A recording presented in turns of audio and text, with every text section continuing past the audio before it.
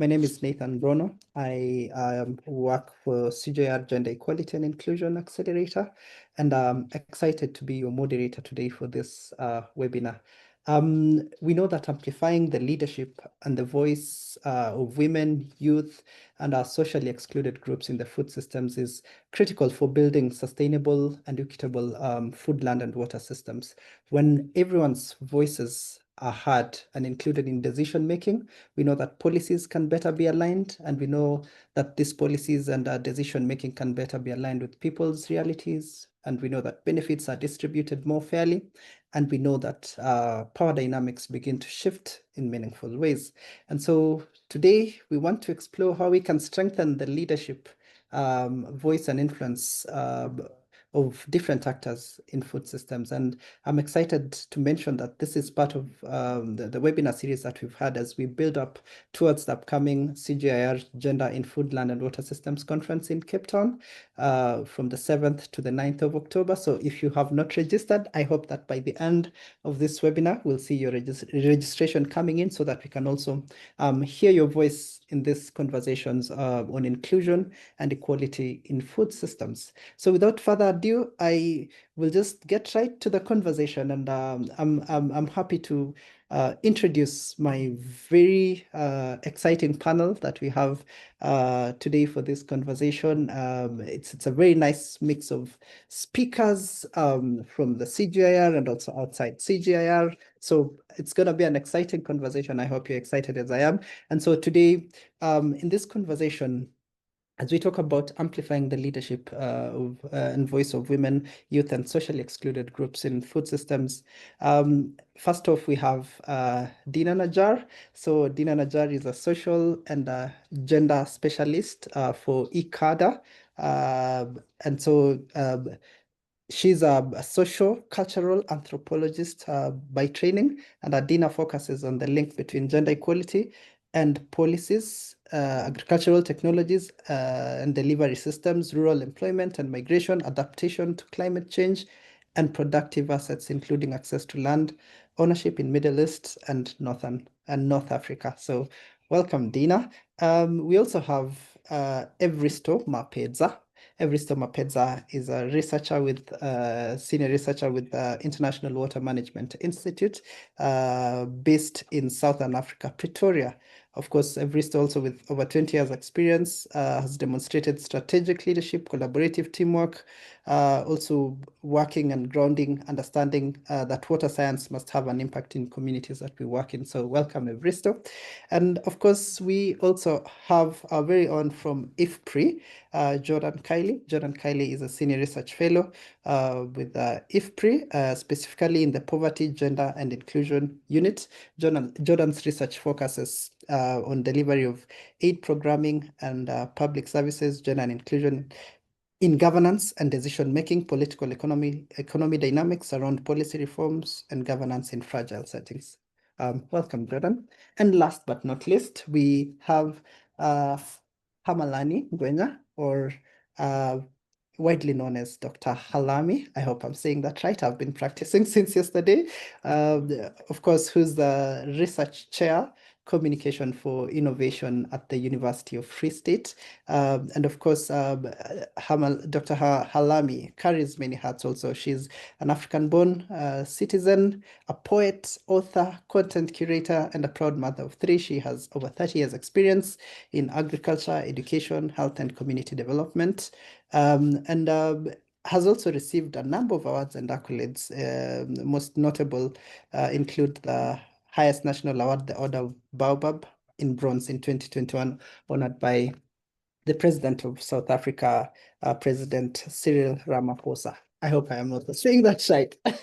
So welcome, and it's nice to have all of you in this conversation. I don't know, maybe I should start by asking, are you all excited for the conference in the coming few weeks as we get to the conversation? So I hope you're all excited and ready. Maybe I'm seeing happy faces from all of you. Dina, how are you feeling about the conference coming up in a few weeks? Are you excited? Great, of course. It's always exciting to get together with gender scientists. It's like really always fun also. Oh yeah, we are fun. Thank you for mentioning that. So yeah, if you want to have some very, intense conversations on gender in food systems, but also have fun. Please do join us in Cape Town in less than 2 weeks, I think, for the gender conference. So let's get straight to it, Dina, and maybe starting with you. So Dina, please tell us, how do agricultural systems, formal and informal, maybe enable or constrain women's leadership in food systems? Thanks, Nathan. I think it's more of the interaction between the formal and informal agricultural systems that can create both gateways as well as glass ceilings for women's leadership. And I focus more on leadership at the local community level. It's just the nature of my research. And I think there's a gap. We also need to look at leadership in institutions and also at a higher level. Anyways, I'll go into the point. So we see from our work on leadership in groups in Lebanon, Tunisia, and Morocco, as well as Egypt and Ethiopia, that the higher the number of women in the executive committee, the more likely is that the women are able to break norms around marketing, around mobility, and also for stigma to reduce over time. We have seen that in multiple places.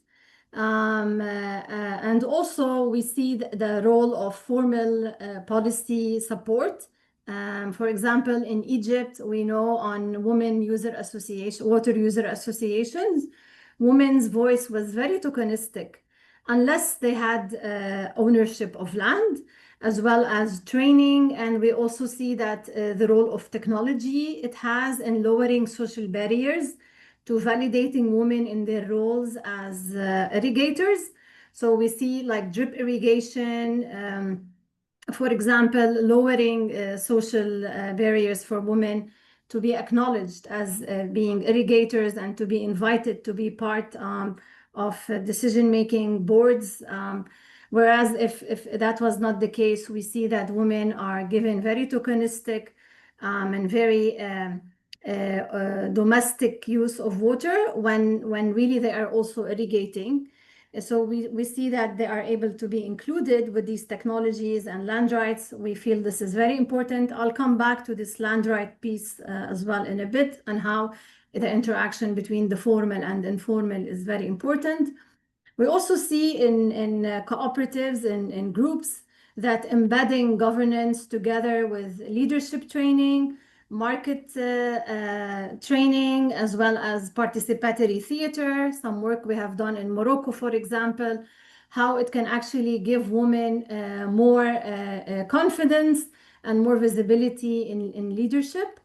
And back to the issue of land and property rights, we see that in many of the countries we work in, women are labeled as housewives on their national ID. So we definitely need here some changes in the formal system. And this is really important because we see that this limit women from accessing credit, from accessing extension, wage inequalities are often referred to women being having a supporting role rather than a leadership role. So we see that here the role of the formal is very important to remove this regressive labeling. I will stop here and I will give up. I'll come back to some of the other points in another question. Thanks, Nathan.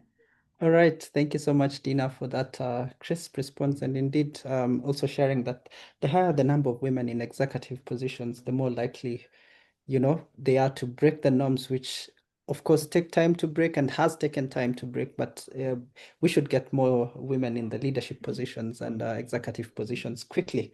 And so, of course, moving on to Halami, we've heard that we also need changes in formal systems, and in some countries that women are being labeled as, housewives, even on national IDs. So maybe just to take this conversation forward on other issues, beyond institutions and formal processes like this, how do race now and such other issues as race, class, age, and disability shape the access to these leadership opportunities in agri-food systems? Thank you so much, Nathan, this is a topic that is very close to my heart because in the work that I do, I talk about emancipation, and I think I will elaborate a little bit more on that. So definitely we see the issues of race, class, age, or even people living with disability, affecting or influencing how people step into those leadership, positions within the agri-food systems. What is interesting is that many of these issues, they are very subtle, and they are rooted in cultural norms. Sometimes we have these stereotypes. Sometimes we have the confidence gap that remain invisible. So when we are dealing with people and women, and these opportunities are there, and we get surprised why they don't step in because there are so many internal issues that they battle with.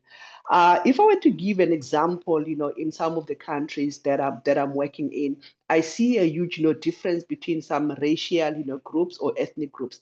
There are certain ethnic groups who, by nature of, socialization, they are trained to step up, to be more assertive and all that. But you have certain ethnic groups that are more reserved, from the cultural perspective.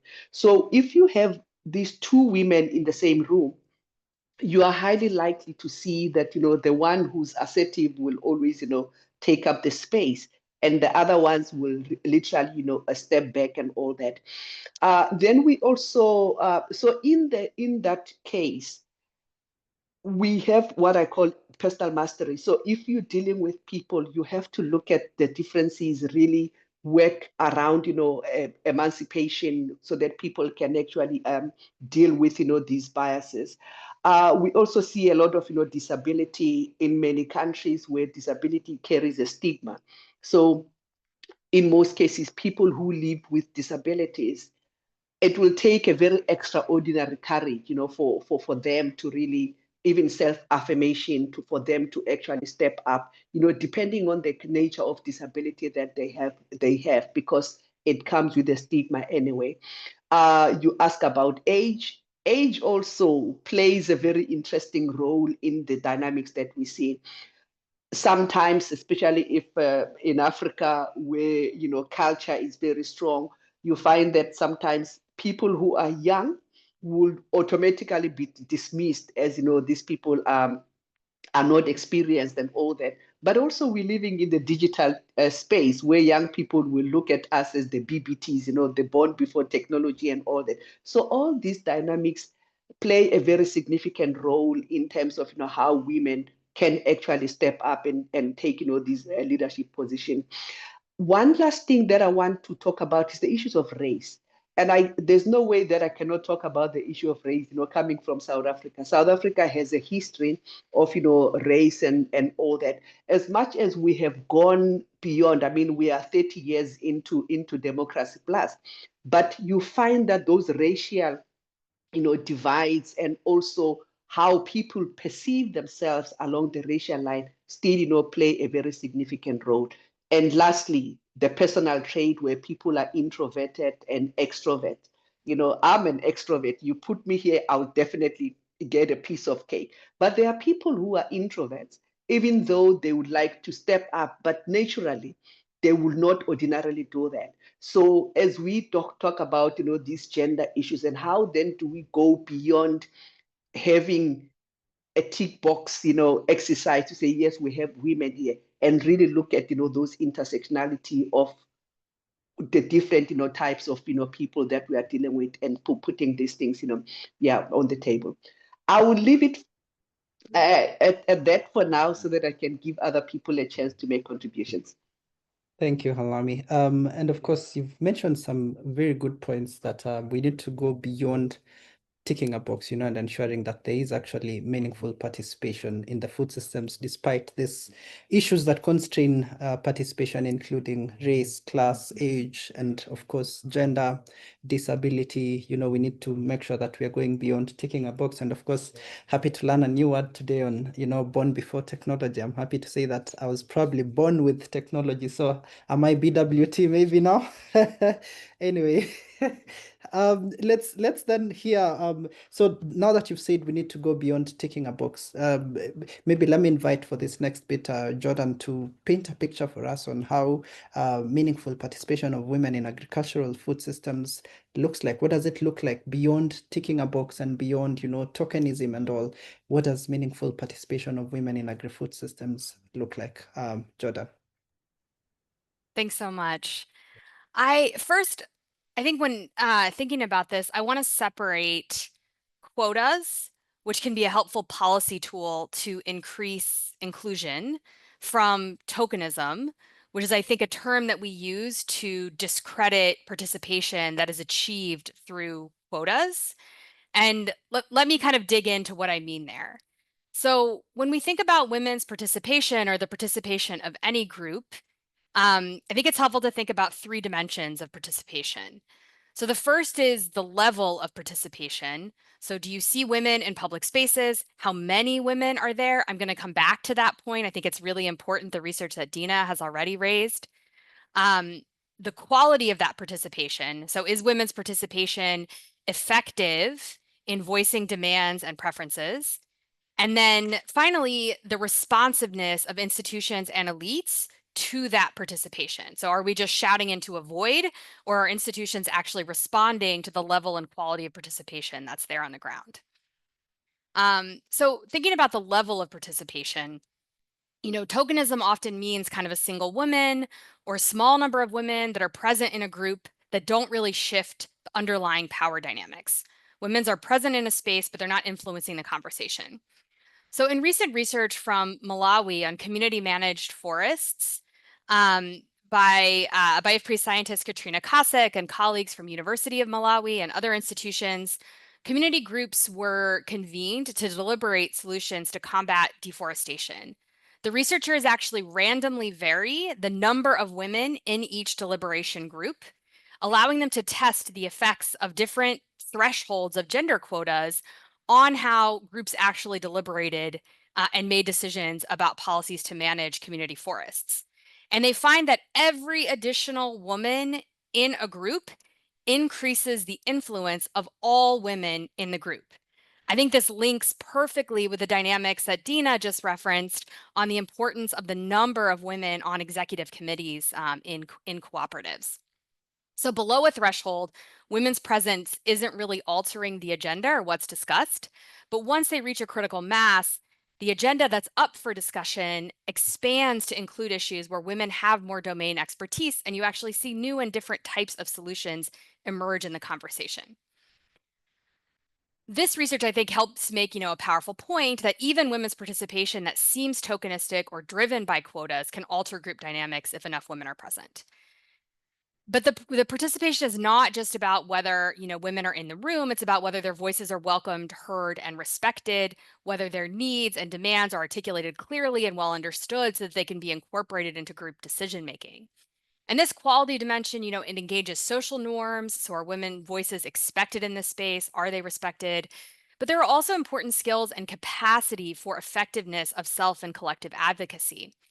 So a quick example in research that we've conducted in India, we conducted a skills training program that actually gave women a space to practice with other women, imagining what they would want in a community meeting, how to articulate demands clearly, and then thinking through strategies in advance to navigate potential pushback that they may face. So lining up allies in advance or other types of strategies.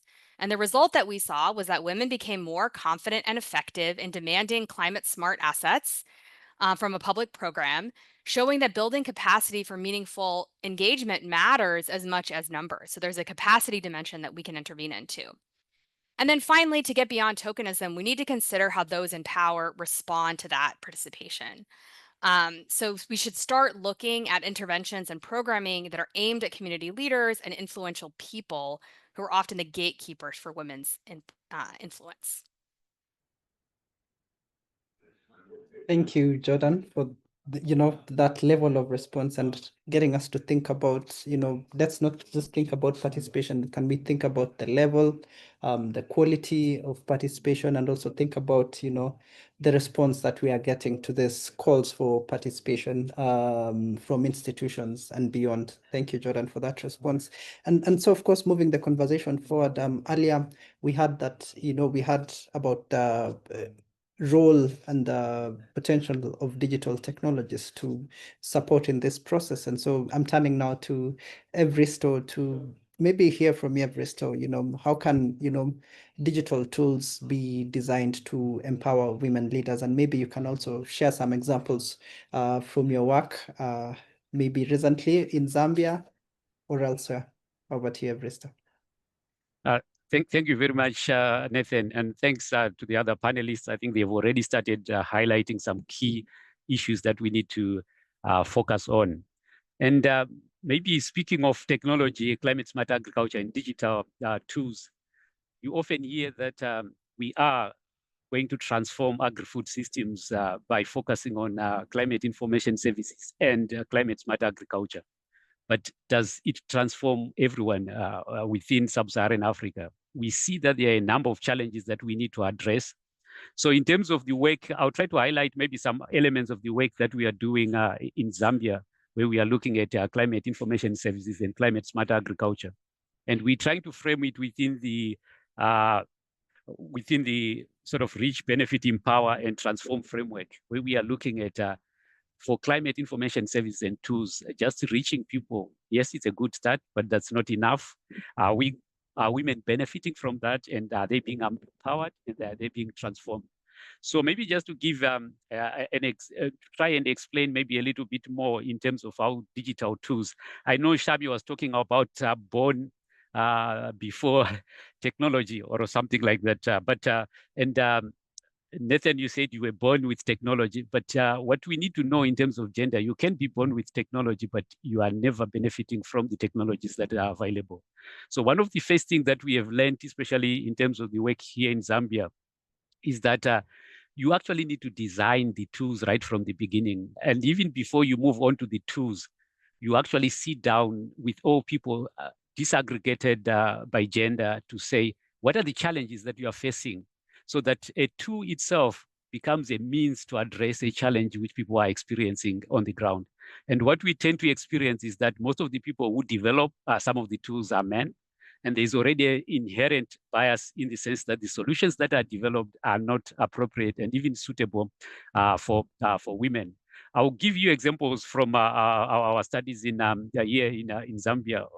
Some of the partners were thinking of smartphones, for example, using some of the apps is providing information. But if you look at mobile ownership, not just in Zambia, disaggregated to look at the raw areas that we are working in, there is a disproportionate low ownership of smartphones by women. So whatever is being exchanged within those smartphones is not reaching women. One element is also in terms of technology is language being used as well. What language is being used to communicate that? And then you actually need to help co-design the kind of solutions, the tools that you want to, which are appropriate and suitable for women. One of the elements that we also had was a television program where we were airing some of the climate smart agriculture activities. But we also discovered that that particular television program, if you then look at television ownership within the rural settings, very few farmers had access to that. So we ended up having recordings of these shows being played out by extension officers during farmer meetings, and also scheduling those meetings times which are convenient and appropriate, especially for the women farmers, to make sure that they have access to that information. But as I said, in terms of the framework that I was mentioning, having that access to information or being told that this coming season is a short season, it's a drought season, you need to get new seeds. That's the first step. But what do you do if you don't have equal access to assets which will enable you to get that recommended seed type? So we were looking at different stages. How do you ensure that you don't just pass on information, also make sure that you are creating inclusive insurance mechanisms, which would ensure that the female farmers are also better rated in terms of credit scoring. And one of the things we managed to remove from the credit scoring was to remove the requirement of land ownership, which women did not have. And I think, I don't know whether in terms of time, I still have more things to say, but maybe in the interest of time, I would want to say just to say there are so many tools that we're using, including mobile apps. But what we were trying to do is that those have to be grounded on the understanding of the people who are going to use them. And you should know that women are the key users in terms of agricultural activities in Zambia. So we have to tailor make those tools and innovations for their requirements. Thanks, and Nathan, for now, back to you. Thank you, Vristo. And of course, you're mentioning key points on co-designing these tools, with the users, thinking about the language. And of course, you've raised a very important issue, I think, echoing from what Jordan said on, beyond reaching, are these tools benefiting, empowering, and transforming women farmers or young farmers or socially excluded groups in food systems? And maybe speaking of tools, we also need to know, how can we really measure the collective voice of women and youth? And maybe this is the question I'll direct to Jordan. Are there tools that are effective in measuring the individual and collective voice of women and youth and other groups? Maybe you can share some examples with us. How can we measure the collective and individual voice of women, youth, and socially excluded groups in food systems? Jordan. Thanks. And I think my answer is going to be that there is no single measure or tool that can do so comprehensively. And that's because there's not a single measure of voice or agency or leadership. It operates at multiple levels. So when we think about voice and participation, we need to think about what's happening within the household, who's making decisions about how resources are used. We need to think about what's happening within communities. So who's speaking up in meetings and whose priorities get acted upon. And we also need to think about what's happening within state and national policy processes. So who's shaping policy debates and agenda, setting targets, and holding institutions accountable for targets that they have set. And I think a critical point in all this is that gains in one domain and one of these decision-making domains do not automatically translate to another domain. So for example, gender quotas at the national level do not necessarily change intra-household bargaining dynamics and vice versa. Achievements at the household level do not necessarily translate to communities or broader institutions. So I'm going to mention a couple of existing tools in the toolbox at those different levels. So at the household level, the Women's Empowerment in Agriculture Index is a long-standing index that's been used by many CGIAR researchers and partner institutions to measure individual empowerment, typically at the household or programmatic levels. And it focuses on domains like production, resources, income, leadership in community groups, and how time is used. It's useful for assessing women's ability to participate in and influence decisions within households and communities. There are different versions and adaptations, so project level, nutrition sensitive adaptations that allow more tailored measurement of empowerment in specific program contexts. More recently, the CG, and I've been highly involved in this effort, developed the Women's Empowerment and Agricultural Governance tool to measure more women's collective influence on agri-food policies. And we need to, women, in that sense, they need to be playing a role in shaping policy agendas, policy implementation, policy evaluation. So how do we know what's working for who? And, WEGUP captures women's empowerment within that larger policy process, but it focuses on multiple perspectives. So seeking to go beyond measurements like the number of women in a ministry, looking at things like, are women's playing advocacy roles from within civil society organizations? Are they leading inside line ministries and bureaucracies? Is the government consulting with women and women's groups during policy design? And are gender-related commitments and national policies being tracked, resourced, and implemented? So this kind of tool allows us, to assess not just whether women are present, but whether they're shaping those agendas, priorities, and accountability mechanisms at the subnational or national levels. So I'll just say, I think, effective measurement requires that kind of multi-level approach, not leaping to assumptions that because we see one type of women's empowerment, we'll see others. And I think, this layered approach helps us target investment, know where gaps persist, where we need to strengthen participation. This measurement, is not just an academic exercise for scientists. I think it's important to highlight that the process of measuring something itself can call attention to the gaps, can help with prioritization and programming, and can also serve as a galvanizing tool for local actors, which is something that we've seen, in the implementation of our WeaGov tool in India and Nigeria. Thank you, Jordan, for that response. Of course, highlighting that multi-level and multi-partner approach, should I say, is really needed for effective measurement. And of course, you also touched on, give examples on, asking how do we know exactly what's working in the policy processes, and maybe turning to you, Halami, on the policies and maybe on the programs that we find ourselves in mostly. How can we ensure that programs and maybe these policies that we are talking about and that we're saying that we should measure also, how can we ensure that these policies are moving from, just being gender sensitive, it's not enough to be gender sensitive, but we also need to be gender transformative. So how can we move from, how can these policies move from gender sensitive to gender transformative and intersection responsive, maybe? Okay, no, thank you so much. And I think in my contribution to this question, I'll go back to my initial, contribution where I talk about this intersectionality and all that. And I think the first step that we need to do, especially in developing those policies and those tools, is that recognition of the difference between gender sensitivity and gender transformation. And I like that Evaristo already mentioned some things like reach, benefit, empower and transform. And I think the CGI is actually doing a lot to bring the clarity on these different aspects.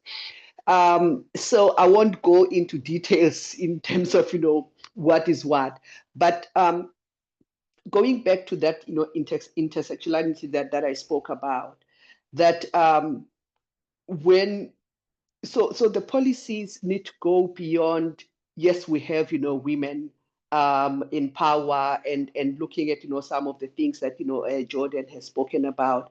But if you go back to the issues that I've mentioned about culture, about ethnicity and all that, you might find that if we are silent about that, we can be happy that we have a lot of women and they are empowered and all that, but you find that there are certain groups that are not represented, in that. I know it a lot because in South Africa, I come from the minority group. So a person from my group, you have to go through stereotypes and all that, to really claim the space. So I know it from, experience. So when you come from those minority group, you might find that, okay, we are happy that, we have 50% of women. But when you look at the number of women that are coming from my group, whether it's in parliament or whatsoever, there are very few, because you don't look at those different issues. So I think for me, in terms of what policies need to really do, I think countries need to understand the dynamics of the people within the country. Yes, we have women, but what other dynamics that needs to be taken into account in order to make sure that representation happens? Whether it's around religion, whether it's around ethnicity, whether it's around many other things that are normally invisible. And I will be interested, to see how, Jordan, you are actually looking at those things, in your tools, because it's not just about women, they are participating and whatever, but there are those invisible, issues that remain silent. And you find that a very large number of, women within a certain grouping are actually sidelined. So programs, and for me, and I think it's all about really looking at those issues, the diversity of the population, which groups are underrepresented, within the group of women, in terms of religion, in terms of gender, in terms of ethnicity, in terms of also personal issues where extroverted and introverted and all that. So yeah, so there is a lot of different multiple layers that we need to look at in order to reach that inclusiveness in its totality and really bringing different people to the table. Yeah. Thank you, Halami. And of course, mentioning clearly that we need to address the invisible issues. And as we always say, that the invisible should be made visible.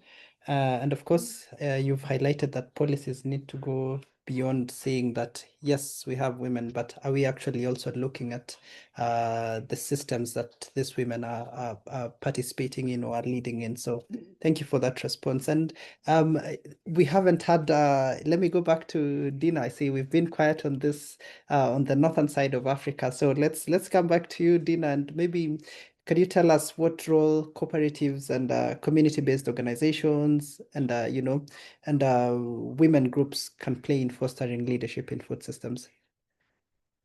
Yeah, thanks, Nathan, and everyone. Really engaging discussions. So I think that cooperatives, community-based organizations, and women groups are crucial incubators for women's leadership.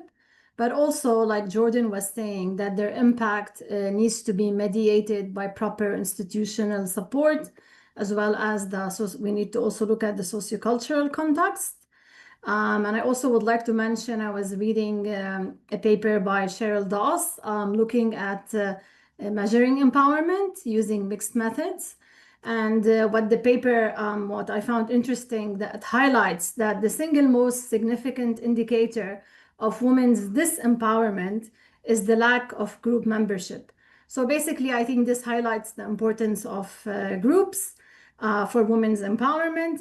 But I think I would like to also differentiate between two different kinds of groups. I'm sure there's more than two, but for easiness of discussion, there's the kind where it's a traditional domain, like making couscous, for example. And there's the kind which is very masculine domain, like sheep fattening, for example, in Ethiopia. And we find that women are far more likely to succeed in these traditional domains, to have leadership roles, whereas in the more lucrative, more business-oriented domains, they are more likely to be marginalized. But even some of these traditional domains are being business profit-oriented. They are profit-oriented. Also, things like rangeland management, irrigation, women are also being marginalized in leadership in these groups because they are seen as more masculine. So one of the things I think, succeeded in doing in Ethiopia is to have women-only groups for the sheep fattening groups. We have 10, I think, so far in Ethiopia, where women are being exclusively dealing with this lucrative, quite masculine enterprise. And we also see in the MENA region, Morocco, Lebanon, Tunisia, where we have done some of our studies on cooperatives, in particular in the traditional domain, we see that women, particularly in Tunisia, even in these traditional domains, we see that men are we find like 2 men, and the 2 men are actually leading the cooperative. So we see that as being quite a harmful phenomena. We studied that and we tried to address it through theater. And right now we are designing a script for Tunisia in particular, where we try to challenge this norm around leadership.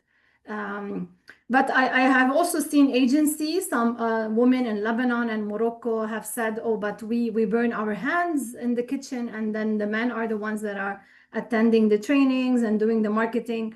We broke our group into, we led this component. We revolted, and then we have now our own group. So we have also seen some resistance from women, and especially in a group.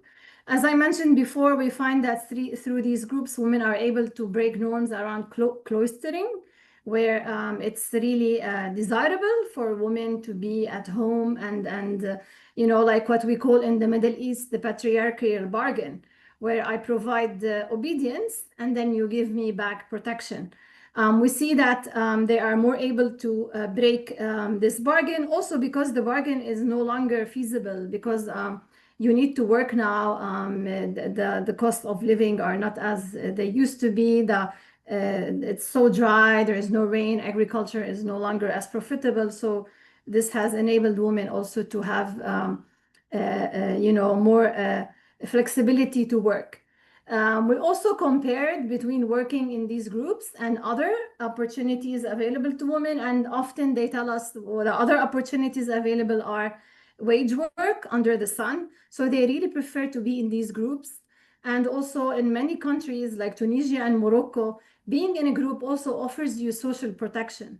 So you can get that as well. And I think that's an important pillar for decent work.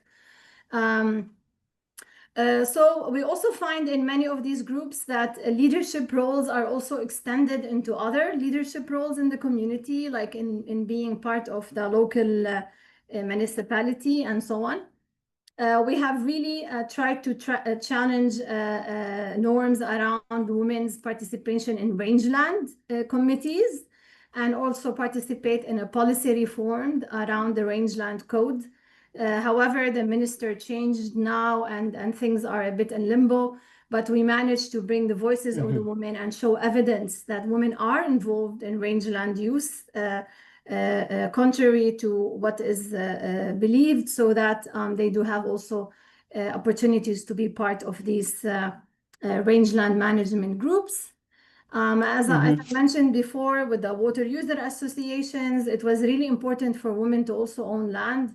I mean, we always talk about decoupling land from credit, but I really think land is so important, especially in the MENA region, where women only own 4% of land. But at the same time, of course, there's not enough land for everybody to own land.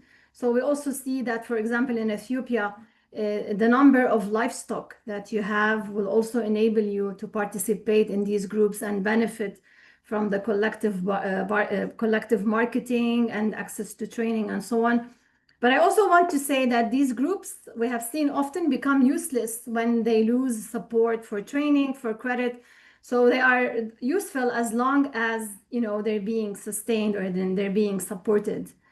I guess I'll stop here and give it to someone else, the voice to someone else. Thank you.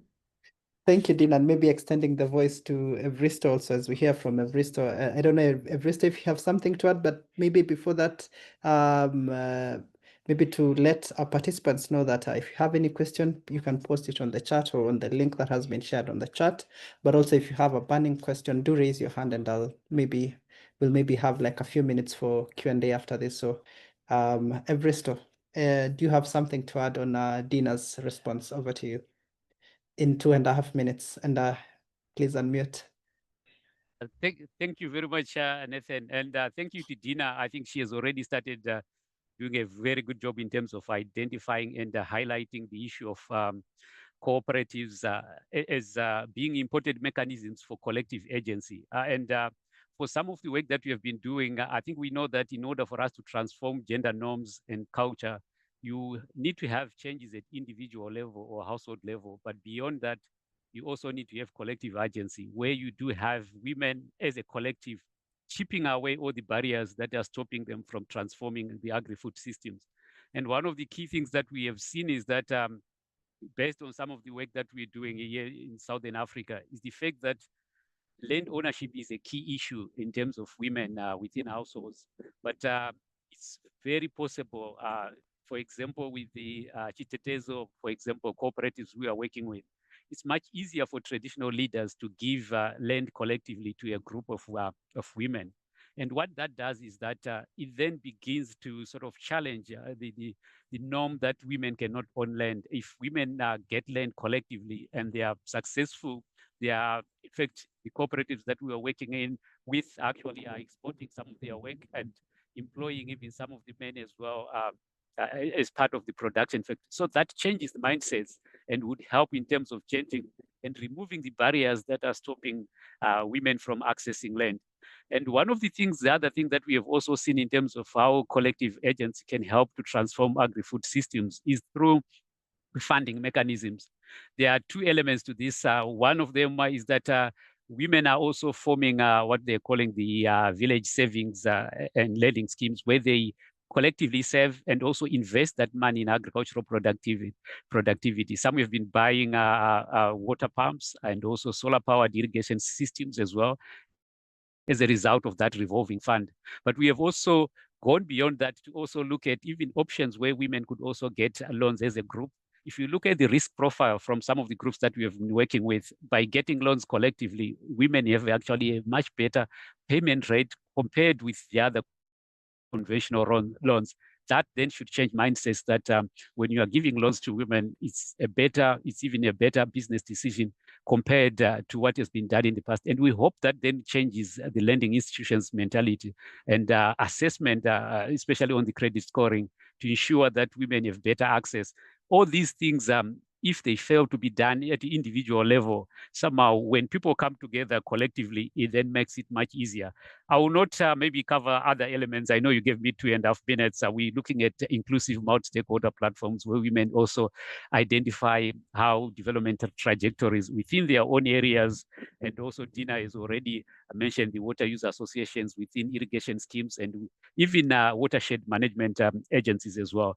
But one point that I just wanted to make sure to mention is that it is important, almost linking to what Jordan was also mentioning in terms of women participating in collective groups. It's not just about participation, but participation to what means, to what ends, and what do they benefit. We don't just want women to be in collective groups or collective action, but we want to see what is it that they are getting out of it? Is it changing and removing barriers and making their access to benefits coming from agri-food systems much better so that we transform our agri-food systems? Thanks, Nathan. I think that's my 2 minutes. Back to you. Thank you, Vristo. Yeah, and thank you so much. It's not just about participation, but what happens beyond participation, So thank you so much for those responses. And of course, to all of you here for your very engaging conversation over the past almost 1 hour now. So maybe since I don't see any burning hand raised and I don't see any burning question raised in the chat, maybe just to come back to you all again. And so what needs to happen from here? What actions are needed then from this conversation we've had over the past 50 minutes? What actions are needed to strengthen the leadership voice of women and youth and socially excluded groups in food systems? What are the actions going forward from here, So maybe looking at Jordan, I'll start with you and then I'll come to you, Dina. Jordan, maybe you could kick us off on this. Sure. Luckily, that's such an easy and small question to address. No, I think that's kind of the burning question, and I want to try to I don't know if I'm going to address it in a satisfactory way, but I want to try to tie together some points made by Dina, Evaristo, and Halami. So I think one important starting point that I think we've heard through all of the remarks is the importance of women's social networks and groups, which have consistently been shown to be a powerful platform for leadership and empowerment. But I also want to talk about, and this picks up on something, Halami was mentioning about those that are still excluded and how do we reach them? So I think one risk of relying only on organized groups is that you leave out vulnerable women who aren't yet connected to those groups, right? The groups are formed in specific social economic contexts, and sometimes the women who have access to joining those groups are very different from women in the broader population, and we can miss out key groups. So I want to bring back to an example of the skills training that I raised that we did in India. And in that skills training study, we randomly sampled women from a register of poor households in rural areas who qualified for a large-scale rural jobs program in India. Half of the women that we sampled were not members of self-help groups. And I think this is really different, than many types of programming kind of come to a place and they're like, where are the women's groups? We want to talk to women. And, just the sampling method shows that, when we randomly sample we would miss half of the women, including many in scheduled castes and tribes. Yet we find in our study that women who were not already in those groups benefited at equal rates to women who were self-help group members from the skills training. So from our training in imagining their aspirations, articulating demands, and strategizing their responses, demonstrating that we're leaving important gender equality gains on the table if we intervene only through existing groups.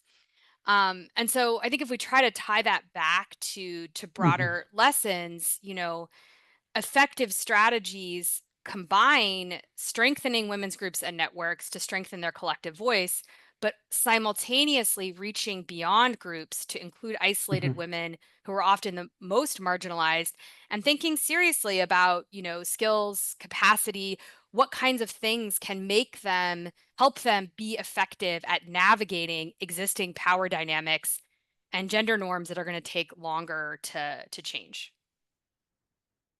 Great, super. And let's moving on to you, Dina. So what actions are needed from here? Great, thanks. Okay, so I also want to go back to Lami's point on inclusion and who is benefiting and who is not, who's in, who's out. And also adding to Jordan's analysis of also looking outside the groups, not only, you know, idealizing groups and thinking this is the silver bullet solution. I also want to add that inside these groups, we do see hierarchies of who is benefiting. For example, we've seen that some sisters or a family would hold most of the benefits, and then we see some landless women being paid wages, which is not part of the governance of a collective model. The benefits are supposed to be shared. It's not, you know, like an individual company. So I think this issue is also really important, like looking at who is benefiting and making these spaces, also the cooperative spaces, more inclusive. And I guess just another point is back to what Jordan was saying when we asked her about the kind of tools that are available to measure women's leadership index, and you know, like how it is one aspect at a certain scale would not necessarily translate to another scale. I think that's an important comment that I would like to also end with. I think land rights are very important for women. And we have seen through our studies, particularly in Egypt, where there was a large resettlement scheme that gave 20% of the land to women, yeah. And I think it was also donor driven. The World Food Program imposed on the government giving 20% of the land titles to the women. And what we saw in this resettlement program is that the women didn't give the land to their daughters. They gave the land to their sons. So this is just an example of how it's important to work at multiple scales. Absolutely. Because if we work on one scale, like policy reform, you know, let's give women in any resettlement scheme we do from now onwards, guess what? You're going to end up with a generation of landed son and landless daughters. So I think it's really important Dina, to couple. Yeah, in 10 seconds. Done. Okay, thank you. Since Halami, you're already here on the mic, so where do we go from here? And then we'll come back to you, Evristo. Yeah. I think I'll also be very brief. I think for me, I want to tie it back to what Jordan said, you know, about skills and capacities. As much as we're talking about empowerment, in my work, I try to differentiate between empowerment and emancipation. You know, empowerment is I know broadly it talks about the same thing, but empowerment, you give power, right? But the ability to utilize that power, it's something that emanates from within. So when you talk about skills and capacities, as Jordan has spoken, for me, it's about building that emancipatory power for women to be able to occupy those spaces and utilize it for their benefits. So I think as we talk about, you know, this continuum from, you know, just, you know, reaching to transformation, I would like to see the emancipation coming out very strongly, because it's about, you know, the ability of those women to utilize the spaces, to navigate, those power dynamics that we are talking about. So yes, let's look at empowerment. We give power, we give space, but really the capacities and the competencies to utilize that power and the space. I think for me, I always say emancipation reigns supreme. So yeah, so I think that would be my closing remarks. Thank you, Halami. And there's a question for you, Jordan, in the retro board. So maybe look at it. And the question is, what methods would be best used to reach marginalized groups? So maybe just look at that as we hear the closing comments from Evristo. Over to you, Evristo. Thank you, Nathan. And thanks to Dina, Jordan, and Shami. I think they highlighted a number of things on emancipation, land rights, institutions, laws, agriculture, hierarchies, and so forth. But for me, maybe let me just synthesize it into, because one of the key challenges that I see is how do we ensure that women do define the agricultural sort of systems that they want, the transformation which they want, which I think is one of the key elements. How do we bring all the different elements? For me, I would think that maybe it's just about 3 steps. It's about co-development, which means that we're not developing anything without the people who are being affected. All the different gendered requirements are taken into account. We look at co-implementation, and we also look at co-evaluation. If we do that across all the activities in our agri-food systems, we're going to see transformation where we are not telling them how to transform systems, but we are learning from them. And people cannot, I think, Sabi, you were talking about culture and development. Usually people cannot be developed, but they can only develop themselves. So let's maybe work with the women, the youths, and see what trajectory do they want to take and how can we facilitate that process. So for me, it's just 3 words: co-development, co-implementation, and co-evaluation, and learning, and co-evaluation and learning. Thanks. Back to you, Nathan. Thank you, Evristo. Thank you so much. And a hearty round of applause to all of you for the wonderful conversation we've had over the past 1 hour. Thank you so much, Dina from ICADA, Evristo from IMI, Jordan Kylie from IFPRI, and of course, Hamalani Ngwenya from University of Free State.